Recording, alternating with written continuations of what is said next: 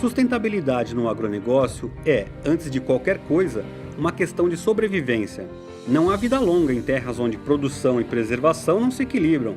E o produtor rural conhece bem essa relação, porque se preservar exige investimento, deixar de preservar custa muito mais.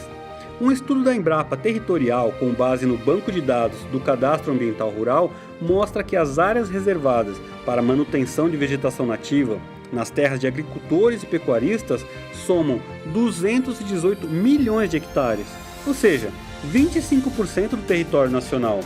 O valor patrimonial desse espaço é ainda mais impactante, passa de 3 trilhões de reais. Os top farmers fortalecem essa estatística investindo tempo e dinheiro para garantir os processos mais eficientes de produzir, com sustentabilidade ambiental, econômica e social.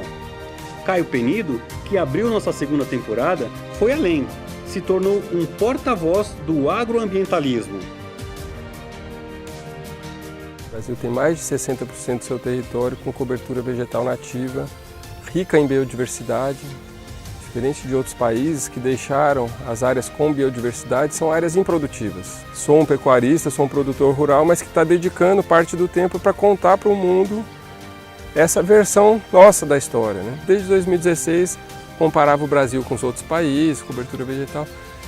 Eu não tinha muita credibilidade. Imagina, você está falando isso porque você é produtor. Daí depois que a Embrapa Territorial fez o estudo e depois a NASA, precisa vir a NASA para comprovar esses dados, daí eu acho que pulverizou. Caio Penido também tem confirmado a diferença que faz ter um produtor rural falando sobre a relação do agronegócio brasileiro com o meio ambiente, dentro e fora do Brasil. O discurso da sustentabilidade brasileira tem uma visão muito do lado ambiental. Eu acho que distorce um pouco. Essa visão de quem está no campo é muito importante.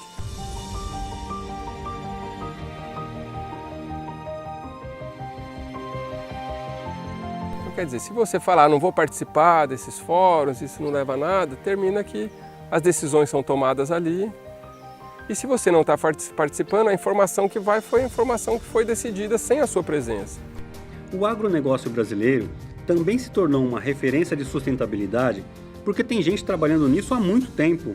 É o caso do Frank Dijkstra, o embaixador do plantio direto no Brasil. Chegou por aqui ainda criança, no final dos anos 40, vindo da Holanda com a família. Com 17 anos já começava a plantar suas lavouras e precisou aprender muito até encontrar o melhor caminho. Eu tinha que achar uma solução de sobreviver nessas terras.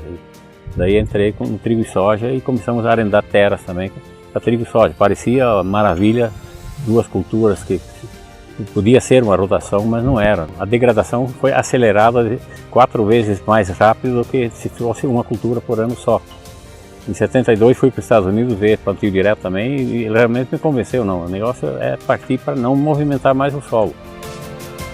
Arado na Francana, hoje, é apenas uma referência histórica. Desde que começou o plantio direto na fazenda, em 1976, Dijkstra só reforça a teoria de que cuidar da terra é um processo longo, que envolve muitas ações, mas que traz diversos benefícios. O arado nos ensinou como não fazer as coisas. Não somos radicais em condenar um arado, de repente pode ser necessário. Mas eu considero arar terra uma cirurgia.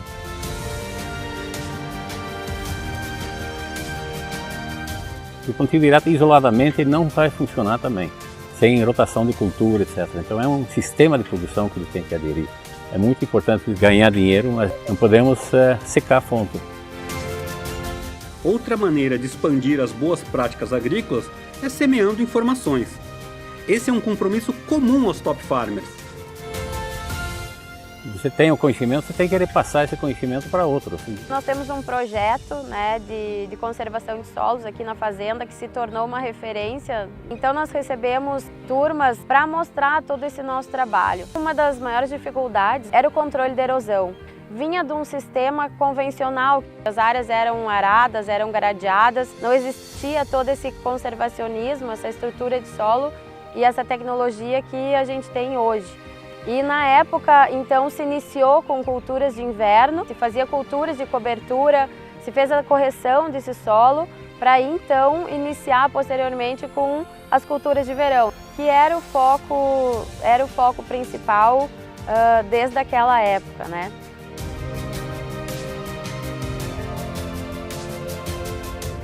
O maior patrimônio é o solo. Máquina vocês trocam, armazém vocês constroem novos. Mas se um dia vocês perderem a camada de ouro, que é o nosso solo, vocês estão perdendo não só nutrientes, mas é o dinheiro que está indo embora da empresa.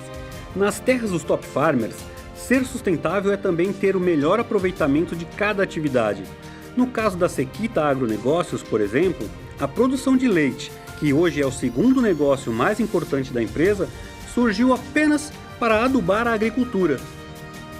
O grande objetivo dessa nova atividade era aproveitar os dejetos. A gente pensou como a gente poderia fazer para melhorar o solo, né, utilizando matéria orgânica e ter essa redução do uso dos químicos, né? Então, seria a questão de um adubo orgânico. Coleta todo esse dejeto, a parte sólida a gente leva para um pátio de compostagem, retorna isso para as lavouras, e a parte líquida, ela passa por um biodigestor, ele gera gás, que gera energia, e depois que sai do biodigestor a parte líquida, a gente também leva nas lavouras, que na verdade é o produto que tem uma quantidade de nutrientes muito maior.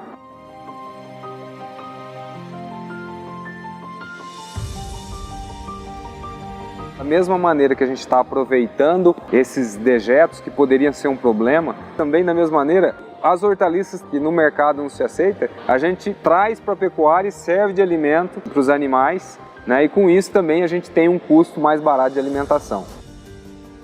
Pedro Paulo Diniz também apostou nessa integração das atividades, desde o comecinho do projeto da Fazenda da Toca, em Itirapina, no interior paulista, e foi aprendendo com a própria natureza como cuidar bem da produção. O conceito inicial foi sempre a gente ter unidades de produção que tinham sinergia com as outras, né? Nos ovos orgânicos a gente tem todo o esterco de galinha que vai para as áreas de fruticultura. Primeiro a gente teve uma conversão dos pomares convencionais que a gente tinha, principalmente de laranja e limão, tangerina, para a produção orgânica, e começou a ver e entender os sistemas agroflorestais.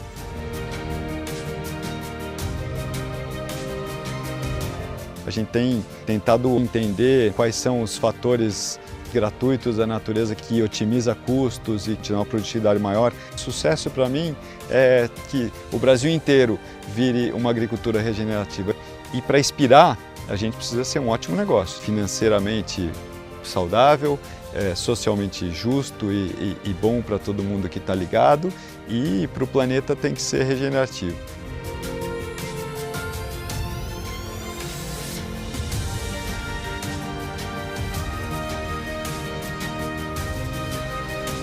Duas coisas que não cabem na mesma frase são sustentabilidade e desperdício de água. O que vimos nas plantações de tomate do Edson Trebeschi, em Araguari, no Triângulo Mineiro, é um bom exemplo de como cuidar dessa relação.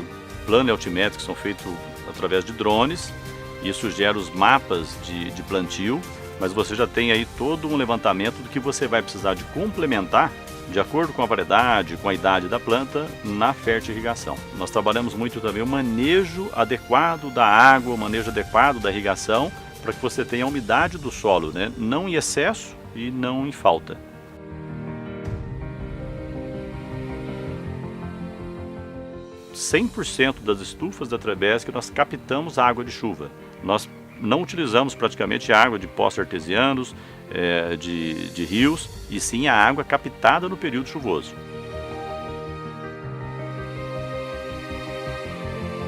Todo o sistema de irrigação e fertirrigação são automatizados. Um software que ele faz a leitura da necessidade ideal de água e de nutrientes para cada estufa e para cada idade de planta. Se a gente de repente vê uma chuva de 20 milímetros, passa despercebido. Mas quando você tem uma estrutura para captar 20 milímetros, isso significa muito, são 20 litros de água por metro quadrado de cobertura. E ao mesmo tempo você está ajudando os recursos naturais a estarem disponibilizados aí para o meio ambiente de um modo geral. Mais do que sustentáveis, esses exemplos todos são parte da sustentação do discurso de Caio Penido na defesa do agroambientalismo brasileiro. A gente não pode ficar aqui abaixar a cabeça e ficar seguindo a orientação de países que já desmataram tudo e estão querendo fazer o marketing deles em cima da conservação do Brasil. Não, temos que ser parceiros deles, mas temos que liderar essa discussão. Essa pauta é nossa, a gente não pode abrir mão disso.